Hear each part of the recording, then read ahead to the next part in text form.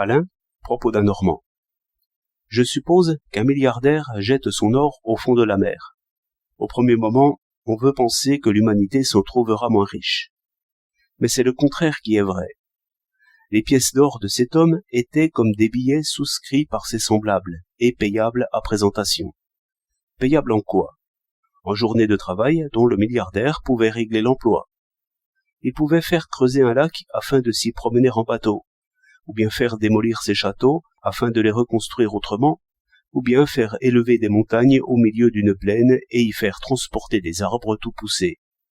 De toute façon, les hommes auraient laissé là d'autres travaux, et se seraient mis à ses ordres, seulement pour recevoir ces pièces d'or, et les échanger finalement contre des produits nécessaires à la vie. Tous ces ouvriers auraient consommé sans produire. Le milliardaire pouvait, en dépensant son argent, produire un tel désordre, pour son propre plaisir. Il ne le fait pas. Il renonce à le faire jamais. Il nous fait grâce de ce que nous lui devons. Lorsqu'il jette son or au fond de la mer, il nous enrichit tous. Mais nous adorons l'or. Nous ne supportons pas que ce précieux métal soit perdu. Que ne l'a-t-il donné? Il y a tant de pauvres. Mais en donnant son or aux pauvres, que ferait-il? Il transmettrait aux pauvres les droits qu'il a sur le travail d'autrui, c'est-à-dire les droits qu'il a de consommer sans produire.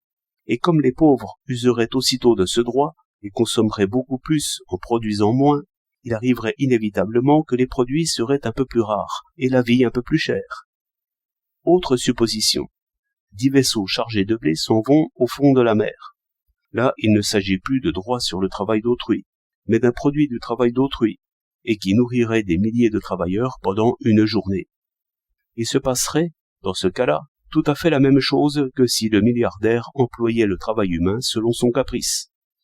Des journées de travail seraient anéanties, le prix du blé monterait un peu, la vie serait plus chère.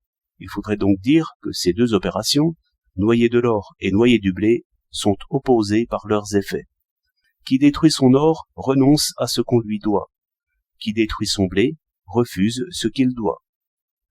Qui distribue du blé nourrit. Qui distribue de l'or affame. Mais distribuer du blé n'est pas encore le mieux. Le mieux, c'est, après qu'on l'a produit, de l'échanger contre d'autres choses utiles, car cela pousse à produire de telles choses. Mais il y a une idolâtrie qui nous détourne de ces froides vérités. Communément, on admire celui qui dépense sans produire, et on méprise celui qui produit sans dépenser. 21 décembre 1913.